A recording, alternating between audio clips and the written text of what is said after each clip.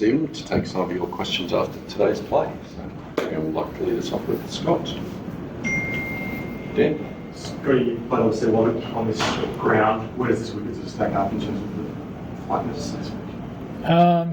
Yeah, I think it started off with a fair bit of nip in it. I think there's still a little bit of nip there at the moment. Not as consistent as I'd like as a bowler, but I think it's going to be a pretty good test match wicket. Doing actually here, you see a bit of Nitish Reddy. He scored 100 today. Like, what's your assessment of him? When he scored almost 40 odd in ping pong test. Like, what do you make of him when bowling to big challenges? Yeah, obviously he's playing really nicely. Coming in down middle to lower order, but he's sort of trying to put the pressure back on us. And he's playing nicely. Played really well then as well. He's been a young guy from India who's coming through and strikes the ball really well. Just following up. Just after the big it was very interesting here and it was 17 runs.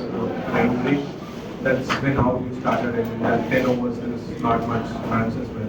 What was the Australia's plan in that particular phase and what are the things that you were trying to do with those? Yeah, we coming off that break, we tried to take him a bit wider with the ball. We obviously set a 7-2 field and try to see if they wanted to flash their hands outside the off stump. How's the morale in the rooms after just taking 4 wickets today? Yeah, pretty good still. We're leading by 115 runs, so in a pretty strong position. Obviously, it could have been better, but I think that's the Test match cricket, ebbs and flows. Hopefully tomorrow morning we get that first wicket and then put on a really nice lead and see how the game plays after that. Louis? How's that pitch starting? Yeah, he's okay. I think he's just had a bit of a niggle somewhere in his back or rib or I don't know, somewhere back there. But he came out after the break and was bowling 140, so I think he's going to be fine. Can you just give me insight into what he's playing at? What is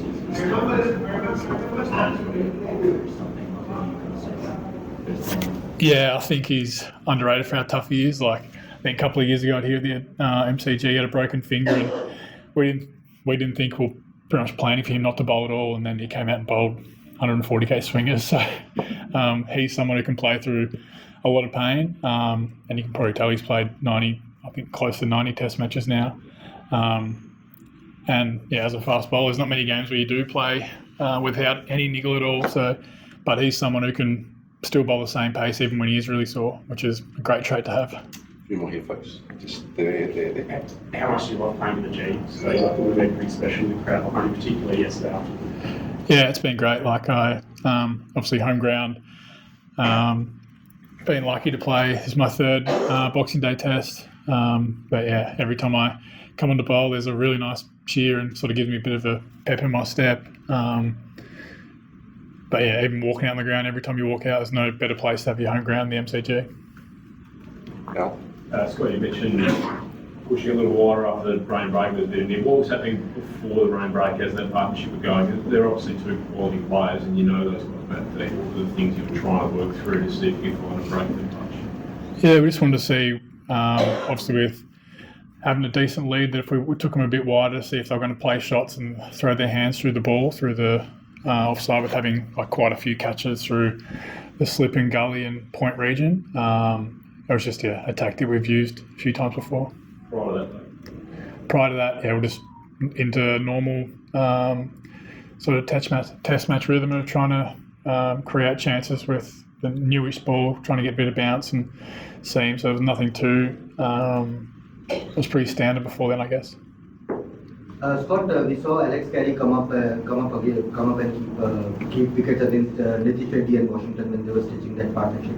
That too against the second new ball. What was the idea behind bringing Alex up and then keep wickets against Nitish especially? Yeah, he's been trying to sort of take a couple of steps at me when I'm bowling. So I just want to get Kez up to make sure I know where he's going to be in the crease. So I don't think he'll be walking out of the crease with the keeper up to the stumps. So it's. I don't mind as a fast bowler just because I know where he's going to be. And then, just keeps him still. That's the main objective of it. Two more here, either side. Yeah. Scott, just want to ask that how difficult it is to bowl someone like a Nitish Kumar Reddy, the audacity and then the unorthodoxness. The way he did you Adelaide the ram shot today also he tried.